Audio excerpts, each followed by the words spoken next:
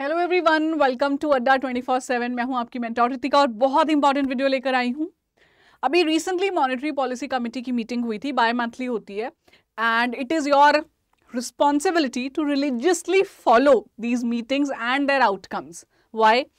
Reserve bank of India का paper देने वाले हो, चाहे नाबार्ड का पेपर देने वाले हो, यू शुड नो कि ये जो मॉनेटरी पॉलिसी के मीटिंग में आउटकम्स आए वो है क्या, क्योंकि वो इम्पैक्ट करने वाले हैं किसको? बैंकिंग सेक्टर को, इकोनॉमी को। एंड ये ट्रेंड फॉलो करोगे तभी तो जाके पेपर में अच्छा लिख पाओगे, क्योंकि एक ट्रेंड दिमाग में चल रहा होगा। So keeping all this scenario in mind, एक छोटा सा वीडियो लेकर आई हूं जिसमें मोस्ट इंपॉर्टेंट हाइलाइट्स आपको बता देने वाली हूं रिसेंटली जो फरवरी में मॉनेटरी पॉलिसी कमेटी की मीटिंग हुई है उसके कंक्लूजन्स के बारे में। ठीक है, चलो फटाफट आगे बढ़ते हैं, छोटा सा वीडियो रखते हैं। But before I move on, मेरी एक छोटी सी रिक्वेस्ट है, अगर अब तक हमारा चैनल नहीं सब्सक्राइब किया कर लो जल्दी से, so that you get the updates of the notifications जो भी हमारे चैनल पे वीडियोस सेशंस आते रहते हैं। ऑल्सो हमारी मोबाइल ऐप आपके पास रहेगी तो फ्री कंटेंट तो मिलेगा ही, बहुत अच्छे अच्छे ऑफर्स भी मिलेंगे, जैसे 13th एंड 14th फरवरी को डबल वैलिडिटी आ रहा है आपके लिए किसी भी कोर्स पे। आप जाओगे, बाय करना चाहोगे तो यू विल गेट एक गुड अमाउंट ऑफ डिस्काउंट और अच्छा खासा डबल वैलिडिटी ऑफर। कोड है Y754। ठीक है, चलें बिना ज़्यादा टाइम वेस्ट किए छोटा सा रखें आपके लिए वीडियो। तो ये आरबीआई का ही स्टेटमेंट है फरवरी 8 को जो इन्होंने रिलीज किया है, monetary policy statement, resolution of the monetary policy committee. तो मॉनेटरी पॉलिसी कमेटी एक बेसिकली बहुत इंपॉर्टेंट काम कर रही है, इन्फ्लेशन टारगेटिंग फ्रेमवर्क है जो आरबीआई का, उसको इंप्लीमेंट कर रहे हैं। तो गवर्नमेंट इन्फ्लेशन टारगेट डिसाइड कर रखा है, गवर्नमेंट ने हर 5 सालों में डिसाइड करते हैं। 4% है आपका, ±2% टॉलरेंस के साथ में। तो this is flexible inflation targeting framework. इसको इंप्लीमेंट करने के लिए कि इन्फ्लेशन कंट्रोल में रहे, प्राइस स्टेबिलिटी रहे, प्लस ग्रोथ भी साथ साथ में चलती रहे, तो मॉनेटरी पॉलिसी कमेटी बनाई गई है जिसमें मेंबर्स 3 गवर्नमेंट के आते हैं, 3 आरबीआई के आते हैं, और वो वहां पे डिस्कशन करते हैं कि अब हमारे क्या रेट्स रहने वाले हैं, क्या ग्रोथ एक्सपेक्टेड रहने वाली है, या कुछ भी न्यू जो करने वाले हैं। तो मेजर जो चेंजेस लेकर आए हैं मैं वही आपको यहाँ बताने वाली हूँ। ठीक है, चलो। So the very first thing, the outline is that India's potential growth is propelled by structural drivers। कि इंडिया की जो ग्रोथ है वो एक्सपेक्ट की जा रही है, एक तो एक्सिलरेट करेगी, ऊपर जाएगी, और जो इकोनॉमिस्ट ने या फॉरकास्ट बोल रहा है जो फॉरकास्ट, उससे भी ऊपर जाएगी in comparison to the world growth जो काफी स्टडी चलने वाली है। नंबर्स की टर्म्स में बताऊं ट्रेंड, तो इंडिया की ग्रोथ 7% के अराउंड एक्सपेक्ट कर रहे हैं, वर्ल्ड लेवल की 1% से 2% के बीच में, तो बहुत अच्छा खासा मार्जिन है। और स्ट्रक्चरल ड्राइवर्स हैं कि डिमांड अच्छी चलने वाली है, ग्रोथ हमारी ग्रोथ ही डिमांड और सप्लाई से ही तो चलती है ना, तो डिमांड अच्छी होने वाली है, लोग अर्निंग अच्छी करने वाले हैं, सेविंग अच्छी करने वाले हैं, इन्वेस्टमेंट करने वाले हैं, तो इन चीज़ों से जो है वो आपकी ग्रोथ आने वाली है। ये हाईलाइट है इसका सबसे बड़ा। कीपिंग दिस इन माइंड, कोई बहुत बड़े चेंजेस नहीं किए, repo rate, reverse repo rate, इन रेट्स में कोई चेंजेस नहीं किए हैं, पर उसके अलावा कुछ चीज़ें हैं जो यहाँ से आपको निकालनी पड़ेंगी ध्यान रखने के लिए पेपर के लिए। RBI has projected real GDP growth of 7% for the fiscal year 2025 with risks evenly balanced। कि risks हैं लेकिन बैलेंस आउट हो रहे हैं। तो एक तो ये ध्यान रखना, रियल जीडीपी ग्रोथ है। आई एम प्रिटी श्योर आपको रियल और नॉमिनल में डिफरेंस पता है, नहीं पता है तो प्लीज मेरी छोटी सी वीडियो मिल जाएगी इस पे आपको, रियल नॉमिनल पे यूट्यूब पे ही, वो देख लेना। कोर्स के स्टूडेंट हो फिर तो पक्का ही आना चाहिए। तो real GDP growth inflation adjusted होती है वो 7% है, अच्छी खासी है। और FY25 मतलब 2024-25 के लिए, ठीक है, 2024-25 को FY25 लिखते हैं। तो वो कह रहे हैं कि FY24 के फर्स्ट क्वार्टर में जो ग्रोथ है 7.2% प्रोजेक्ट की है, उसके बाद 6.8% जाएगी, एस्टिमेटेड होती है ना कि ये हुई होगी, फिर थर्ड क्वार्टर में 7% एंड देन 6.9%, तो 7% की ही रेंज में ग्रोथ चल रही है 24 में। और आने वाले में भी हम क्या मान रहे हैं, रेंज उसकी 7% ही रहेगी। बहुत बढ़िया, जब वर्ल्ड इतने कम ग्रोथ दिखा रहा है। तो ये मॉनेटरी पॉलिसी की तरफ से डेटा आ रहा है, तो इससे ज्यादा रिलायबल तो कुछ है ही नहीं भैया। ठीक है, पेपर में डायरेक्ट सवाल आता है कि अभी रिसेंटली जो मीटिंग हुई थी उसमें क्या ग्रोथ प्रोजेक्ट की है, इस क्वार्टर की क्या ग्रोथ प्रोजेक्ट की है। ठीक है, इन्फ्लेशन की बात करें, inflation is on a downward trajectory. 2024 में इन्फ्लेशन भैया बहुत मुश्किल हो रहा था, आरबीआई लाइक ऑलमोस्ट 3 क्वार्टर्स के लिए आरबीआई के एम्बिट से बाहर रहा है इन्फ्लेशन, 6.8%, 6.7%। थर्ड क्वार्टर खत्म होते होते आरबीआई ने कंट्रोल कर लिया, नहीं किया होता तो फेल हो जाता आरबीआई अपने टारगेट में। ये भी एक मॉनेटरी पॉलिसी का मैंडेट है कि आप 3 क्वार्टर्स तक अगर कंट्रोल नहीं कर पाए फेल कर जाओगे, बट आरबीआई ने कंट्रोल कर लिया तीसरे क्वार्टर के एंड आते आते। तो बड़ी अच्छी खासी इन्फ्लेशन रही है।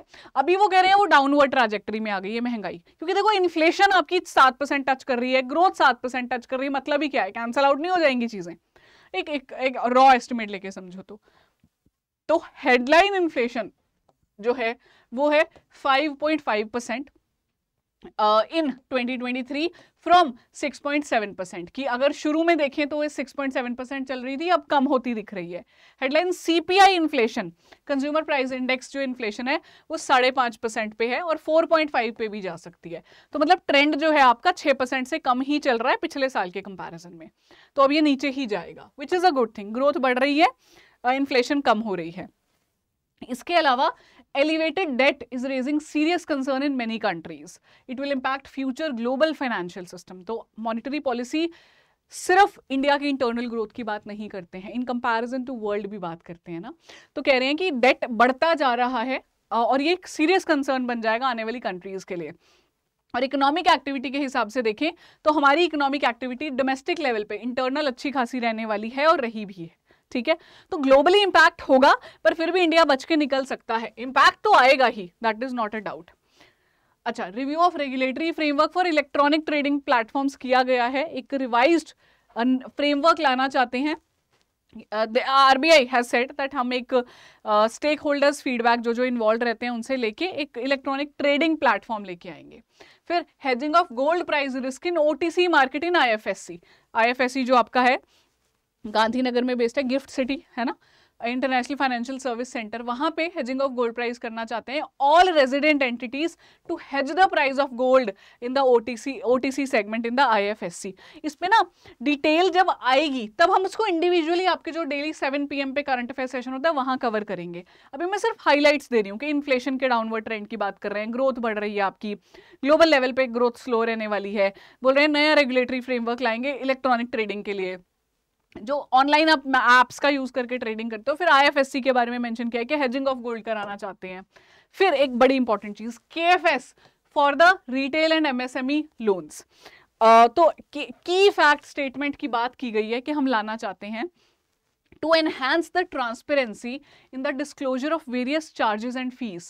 RBI had mandated certain categories of lenders to provide the borrowers a key fact statement containing essential information of all the annual percentage rate. Basically कह क्या रहे हैं कि जब कोई लोन लेने वाला होता है रिटेल या एमएसएमई, तो क्या होता है दैट लोन के अलावा बहुत सारी फीस लग जाती है आप पे, अलग से प्रोसेसिंग फीस लग रही है और कुछ कुछ इंटरेस्ट आपने डाल रखे हैं जो ओवरऑल डिस्क्लेमर में तब नहीं आते हैं, बाद में खुल के आते हैं। तो इसके लिए आरबीआई ने बोला है, कुछ कैटेगरी ऑफ लेंडर्स को बोला था कि आप एक की फैक्ट स्टेटमेंट इशू करो ताकि जो कंज्यूमर है जो लेने आया है लोन उसको पहले ही पता हो कि मेरा इफेक्टिव रेट ऑफ इंटरेस्ट ये रहने वाला है और इवन रिकवरी कैसे की जाएगी, उनका ग्रीवियांस कैसे एड्रेस किया जाएगा उसकी भी स्टेटमेंट हो। अब इसको एक्सटेंड करने वाले हैं, तो ये सबसे बड़ा हाईलाइट निकल के आया केएफएस का। इस पे डिटेल्स आएंगी तो मैं अलग से भी पढ़ाऊंगी आपको, but KFS which is related to retail and MSME loans के बारे में बात की गई है, ठीक है। आधार एनेबल्ड पेमेंट सिस्टम की बात की है कि हम स्ट्रीमलाइन करना चाहते हैं आधार एनेबल्ड पेमेंट सिस्टम वाली सर्विस को और कुछ फ्रॉड रिस्क मैनेजमेंट मेजर्स लेके आना चाहते हैं। We are working on the same, कि आधार के थ्रू जो आप पे करते हो। फिर सीबीडीसीजी, सेंट्रल बैंक डिजिटल करेंसी, तो offline functionality in the CBDC pilot projects करना चाहते हैं कि हम एडिशनल फंक्शनैलिटीज ले आएं ताकि सीबीडीसी रिटेल पेमेंट्स ऑनलाइन भी हो सके। सेंट्रल बैंक डिजिटल करेंसी जो लेकर आ रहे हैं, इस पे सवाल भी आ चुका है आरबीआई में कि इस पे हम और क्या काम कर सकते हैं। इस तो हाईलाइट हुआ है सीबीडीसी, एईपीएस जो रिटेल एमएसएमई लोन्स के लिए, केएफएस, और लास्ट चीज is regarding digital payment transactions की ऑथेंटिकेशन। क्या होता है, एसएमएस आता है जी, उसमें ओटीपी डालो और आप पे कर सकते हो, आता है ना ऐसा लिंक आया, पे कर सकते हो। तो ऑल्टरनेटिव ऑथेंटिकेशन की जरूरी नहीं है कि सिर्फ एसएमएस के थ्रू करोगे या पिन डालते हो, ऑथेंटिकेट करने के लिए नए मेथड्स भी कोई होने चाहिए। कर क्यों रहे हैं ऐसा, सेफ्टी बढ़ाने के लिए, डिजिटल सेफ्टी होनी चाहिए ताकि क्राइम्स कम से कम हो, लोगों का नुकसान कम से कम हो। लोग डरते इसीलिए हैं कि इनसे हमारा नुकसान ना हो जाए इन चीजों से।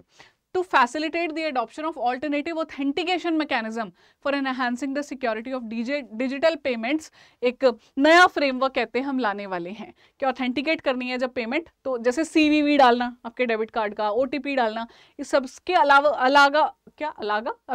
अलावा और बहुत चीजें आई, ठीक है। ये है जी आपके मेन हाइलाइट्स जो इस बार के मॉनेटरी पॉलिसी कमेटी मीटिंग के हैं। अगर आपको वीडियो अच्छा लगा तो कमेंट ज़रूर कीजिएगा। अगर आप मेरे साथ 7 बजे वाले सेशन पे नहीं जुड़ते हैं तो जुड़ना शुरू कीजिए, इनको हम डिटेल में पढ़ेंगे। अगर आपने अब तक कोर्स नहीं लिया है हमारा और लेना चाहते हैं तो please go and by the course. Y754 coupon code का यूज़ करके मेरी बुक भी ले सकते हो, ESI की Y754S, ये कूपन कोड है इसका। और बहुत सारे काम दे दिए मैंने आपको, but please join Ritika Chawla अड्डा 24/7। That's my Telegram group, absolutely free. जितने भी सेशंस मेरे यूट्यूब पे कंडक्ट होते हैं उसके फ्री PDFs यहाँ पे मिलते हैं। उसके अलावा भी जो भी इंपॉर्टेंट चीजें रहती हैं, क्विज वगैरह वहाँ पे चलते रहते हैं। ठीक है, thank you. Do not forget to give a comment if you like the video, if you want me to come up with another video, जैसे स्टैटिक कॉन्सेप्ट्स जो टच कर रहे थे यहाँ पे, CBDC हो गया, आधार एनेबल्ड पेमेंट सिस्टम हो गया, या फिर रियल GDP, इस सब पे आप चाहते हो मैं कोई वीडियो लेकर आऊँ तो वो टॉपिक मेंशन कर देना कमेंट में। I would be more than happy to bring a video on that. Thank you, bye bye.